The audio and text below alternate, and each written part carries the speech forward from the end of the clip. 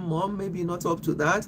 So it must be youngish. But there's something, I don't know about Muslims, but for us Christians, Abdul, we don't pray for the dead. You see, as your grandmother passed away, I will not come and kneel down and start saying, for example, I've lost my mother, I've lost my sister years ago. I've never knelt down and say, oh God, be with my sister who passed away. No, no, no, no. We don't, as Christians, we don't pray for the dead. We pray for the living. For example, I'll be praying for you, your mom, you and your parents and your siblings, for God to give you the fortitude to bear the loss. Once somebody stops breathing, they are gone. When I hear people praying for the dead, when somebody's already dead, you are praying for the person. In my religion, in my understanding of the Bible, it is not right, because that person is gone. It doesn't mean that they will be forgotten, but praying for them, you only pray for people when they are alive. If they have not known God, in your own case, Allah, that they will know and confess their sins and stuff like that when they are alive. Once they pass away, you start praying for the family, and people will say, may their soul rest in peace. Yes, you can ask God to accept their soul, or whatever you believe in. I don't know whether you believe in people going to anywhere. You can say that. However, that will not change anything, unless it depends on the type of life the person lives while they are on earth. That's why I always encourage people, while we still have our breath, while we're still breathing, while we're still alive, we should, I respect all religion. Yes, same here. I don't know what operates in Islam. Maybe you pray for the dead, and if you do, that's fine. Okay, if you pray for the dead, that's fine. But for my Christian knowledge, we don't pray for somebody who already passed away. People pray, may their soul rest in peace. That's a saying. It's not a prayer, because their soul can only rest in peace if they had been peaceful themselves before they left. Assuming the person was shut down because they are murderers, they are kidnappers, they are doing some certain things to people, when they, and in the midst of that, they passed away, they were murdered, then you are praying, may their soul rest in peace. I don't get it, but that's common saying. Christians say that a lot. A lot of people say that. I don't, because God, we have to, that's why I walk out my salvation with fear and trembling now that I'm alive, so that whatever will happen later on in life will be according to the life I've lived on earth, not what people are praying when I'm lying there looking up, not moving, not doing anything. If I had not lived my life, if I have not looked into my life and lived a good life, where people will say, oh, Mommy Ifechi, when she was alive, this happened, and then the person will say, I have no doubt that she's in heaven with God. That's different, because you have seen the type of life I lived. You have seen the number of people's life I've affected. So based on that, you can say whatever you want to say about the person that passed away. But to be praying, may their soul rest in peace, or praying for them, they would have done all that when they're alive.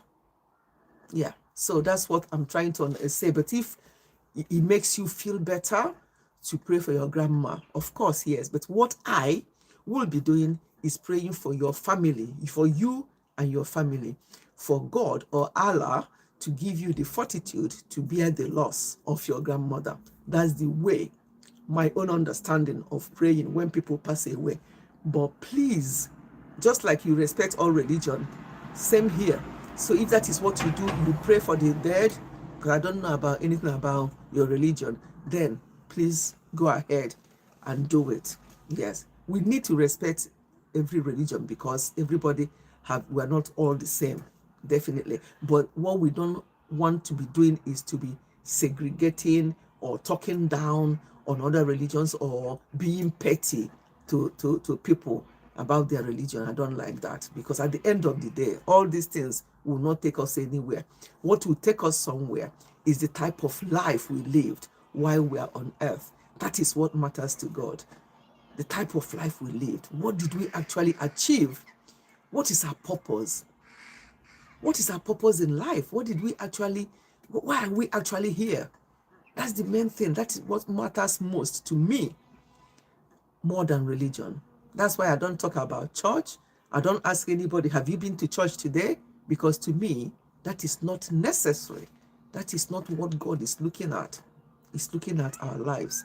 He's looking at what we do on earth. He's looking at how we are with people around us. He's looking at what we are doing to affect lives. Yeah. So, you see, this live stream have gone to a different dimension again now. So I've clarified that. So for this last 5 minutes we have before we end the live stream, I just have to say, everybody, please look after yourselves, look after your family. If you're married, look after each other. Let the two have truly become one. Let two really be one.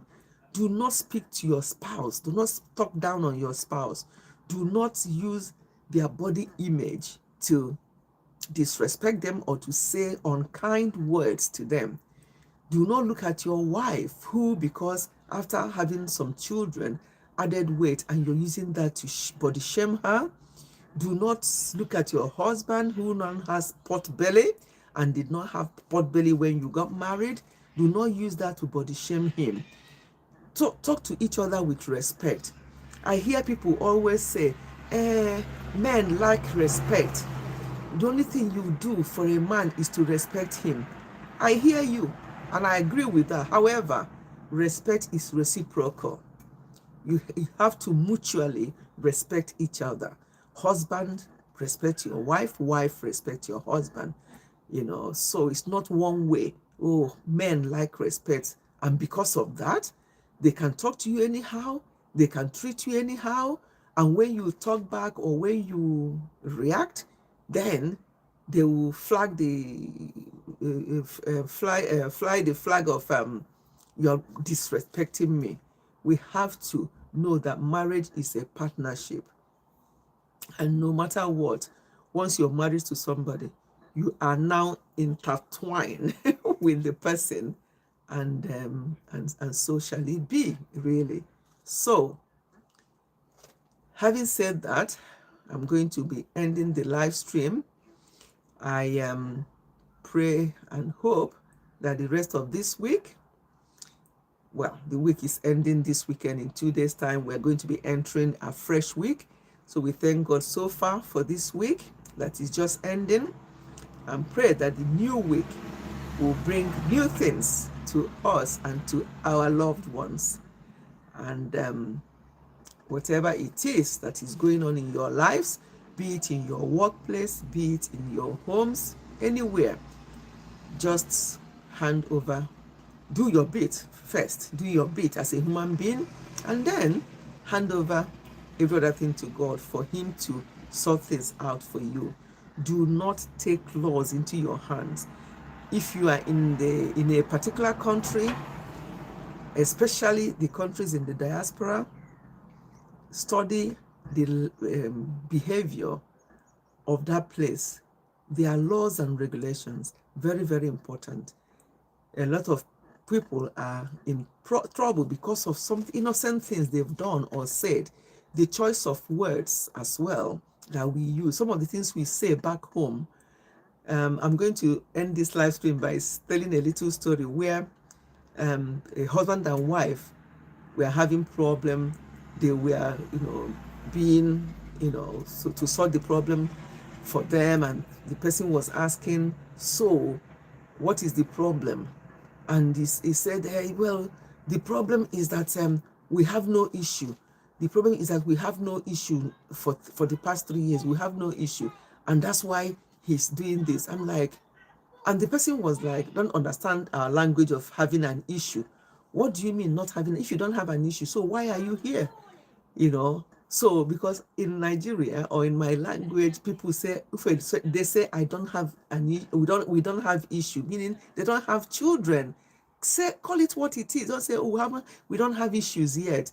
Issue, what is issue? So people having problem and they say we don't have issue for the past 3 years, and they're like, you don't have any issue for the past 3 years. Why are you here? Are we going to settle then? If you don't have any issue, that means you're good. So we have to mind the language, the choice of words, the way we say things. It can mean different things to different people. So when you come to Rome, learn some of the ways the Romans behave so that you can gel properly, so that you can get on with the Roman behavior and the Roman attitude. We don't have an issue for the past 3 years, and we are quarreling.